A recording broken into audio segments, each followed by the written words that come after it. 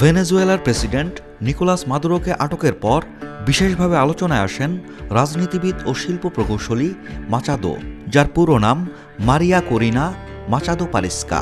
জন্ম ৭ অক্টোবর ১৯৬৭ সালে। ৫৮ বছর বয়সী মাচাদো ভেনেজুয়েলার লৌহ মানবী হিসেবেও পরিচিত। ভেনেজুয়েলার জনগণের গণতান্ত্রিক অধিকার রক্ষার প্রচেষ্টা এবং একনায়কতন্ত্র থেকে গণতন্ত্রে ন্যায়সঙ্গত ও শান্তিপূর্ণ রূপান্তরের সংগ্রামের জন্য ২০২৫ সালের ১০ অক্টোবরে শান্তিতে নোবেল পুরস্কারে ভূষিত হন এই নারী রাজনীতিক। ভেনেজুয়েলার প্রেসিডেন্ট নিকোলাস মাদুরো ক্ষমতাচ্যুত গ্রেপ্তার করার কারণে ট্রাম্পের প্রতি কৃতজ্ঞতা স্বরূপ তার নোবেল পুরস্কারটি ট্রাম্পের সঙ্গে ভাগ করে নিতে চান বলে জানান মাচাদো। মাচাদো ডিভোর্সি এবং তার ৩ সন্তান রয়েছে। হুগো সাবেস ও নিকোলাস মাদুরোর সরকারের একজন কট্টর সমালোচক ছিলেন এই রাজনীতিক। হুমকির কারণে তার ৩ সন্তানই দেশের বাইরে থাকেন। মাচাদো বিরোধী নেত্রী হিসেবে ২০১১ থেকে ২০১৪ সাল পর্যন্ত জাতীয় পরিষদের সদস্য হিসেবে দায়িত্ব পালন করেন এবং মাদুরো সরকারের দমনপীড়নের মুখেও রাষ্ট্রপতি নির্বাচনে প্রার্থী হিসেবে প্রতিদ্বন্দ্বিতা করেন। তাকে একজন উদার রক্ষণশীল রাজনীতিবিদ হিসেবে বিবেচনা করা হয়।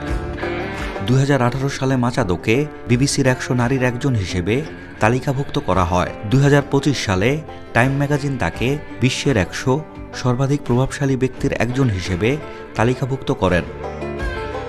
মাচাদো ২০০২ সালে ভোট পর্যবেক্ষণ সংস্থা সুমাতের প্রতিষ্ঠাতা ও নেত্রী হিসেবে রাজনীতিতে প্রবেশ করেন। তিনি ভেনেজুয়েলা রাজনৈতিক দলের জাতীয় সমন্বয়ক।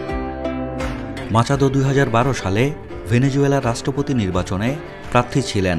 ২০১৪ সালে নিকোলাস মাদুরো সরকারের বিরুদ্ধে বিক্ষোভের সময় অগ্রণী ভূমিকা পালন করেন এই নেত্রী। ২০১৯ সালে ভেনেজুয়েলার রাষ্ট্রপতি সংকটের মধ্যেই তিনি ঘোষণা করেন যে তিনি দ্বিতীয়বারের মতো রাষ্ট্রপতি নির্বাচনে প্রার্থী হবেন। যদিও সেবারও তিনি সফল হননি, তবে তিনি দমে যাননি।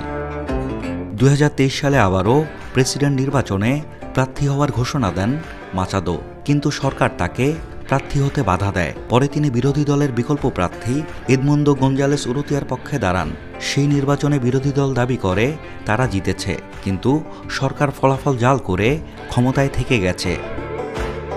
সাজ্জাদ শুভ, দেশকাল নিউজ।